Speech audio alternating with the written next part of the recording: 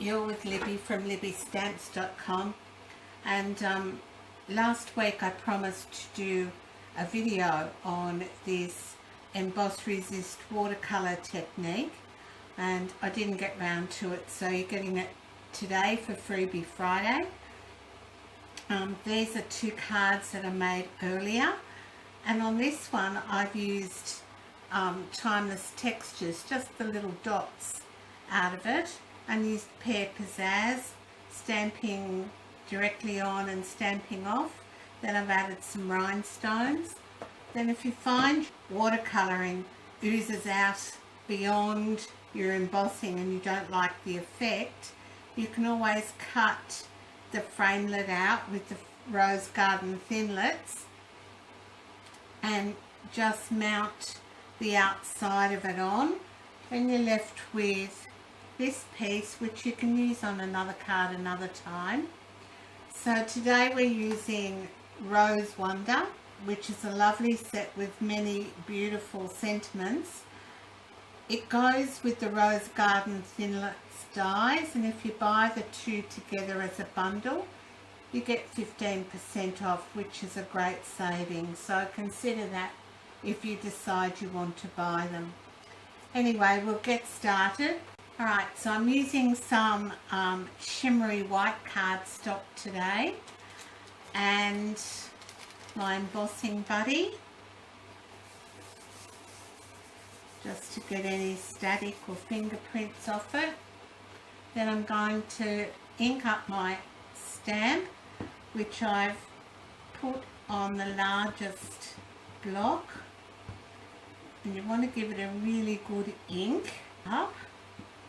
And I store my Versamark upside down, so the ink's always on the top. It's not made like our Stampin' Up pads, which are designed to have the ink on the top of the pad all the time. Alright, for this particular stamp, because it's a bit large, I find standing up is probably the best thing to do to get a good image. And then I give it a bit of CPR, so one hand on top of the other and some firm pressure. Turn it over. I've used white embossing powder today. Now, apart from the Versamark, you could use the white craft ink if you liked. It gives a similar effect. Just have a fiddle around and decide which ones you like the best. I have used black emboss powder and it's turned out beautifully. Plenty of emboss powder on that, the excess. And with the wonders of technology, I'll be back in a minute after I've heat set that. Now my card is heat set, and I need to bring in my Stampin' Spritzer, which just has plain water in it. And today we're using Blushing Bride, Crushed Curry, Pear Pizzazz and Rose Wonder for our card. And I usually put the re-inkers on the top of the pad so I don't get them muddled up. So I'll just put, we're going to start off with our crushed curry. Find you need to give it a good spritz with water until the card starts to curl a bit, and you'll be able to see whether the areas have got pools of water in them, and that's what you want. And then you need to bring in aqua painter that just has plain water in it, and we'll do the centre first. Now this ink pad doesn't need any more drops of re-inker in it, it's got plenty. So I'll just pick up my aqua painter, it's my card back down. My aqua painter is nice and wet, so I'm just going to pick up a little bit of colour and you just dab it down. You're not painting, you're just adding colour, and the water that is already on the card and in the pooled in between the embossing lines just picks up the colour.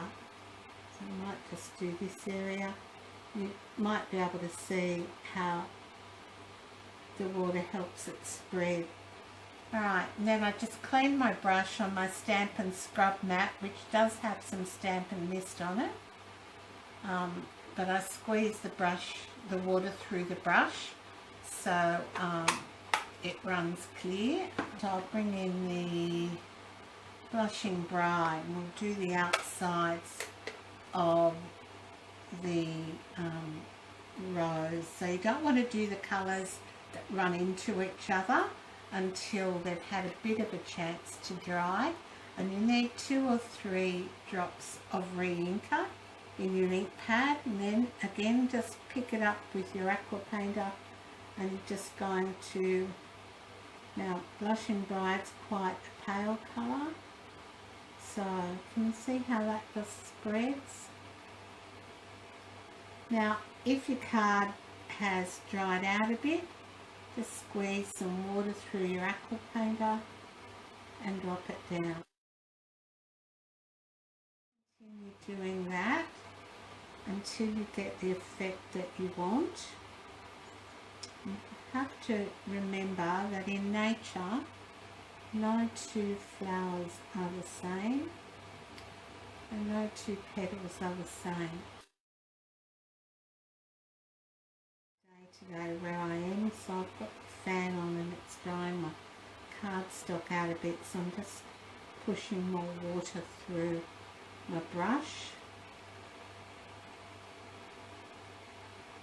and then I'm just adding more ink where I want more colour.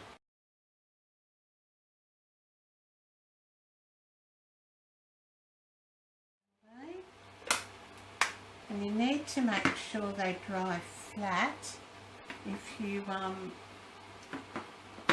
use your heat tool, the colour is going to run. Now I'm going to do the leaf with Pear Pizzazz.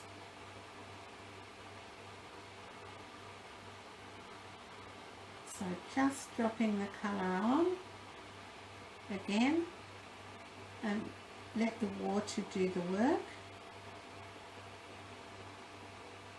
This is probably better for you to be able to see how the colour is running.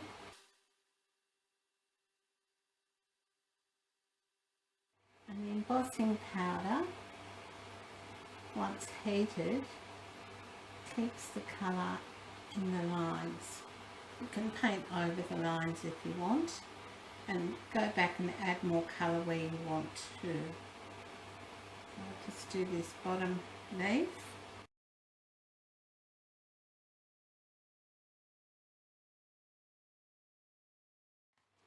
Make sure it's running clear and bring in the rose reds. Put a couple of drops of re-inker on the lid. And putting re-inker on your lids is good because it actually inks up your ink pad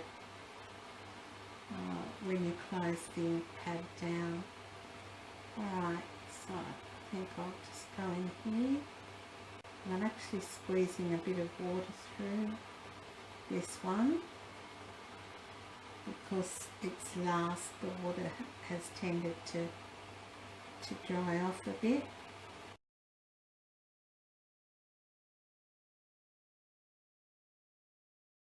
That one, and now I just need to let it dry.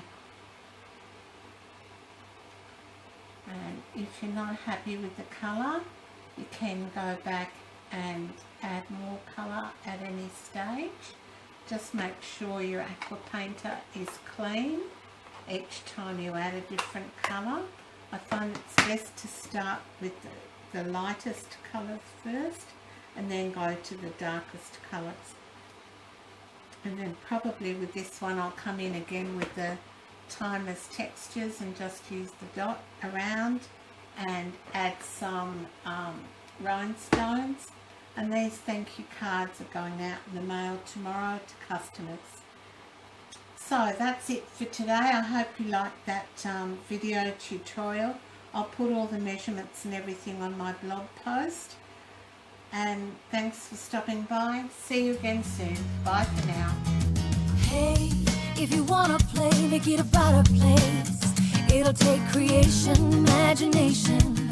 Try to draw outside the line. Let us see inside your mind.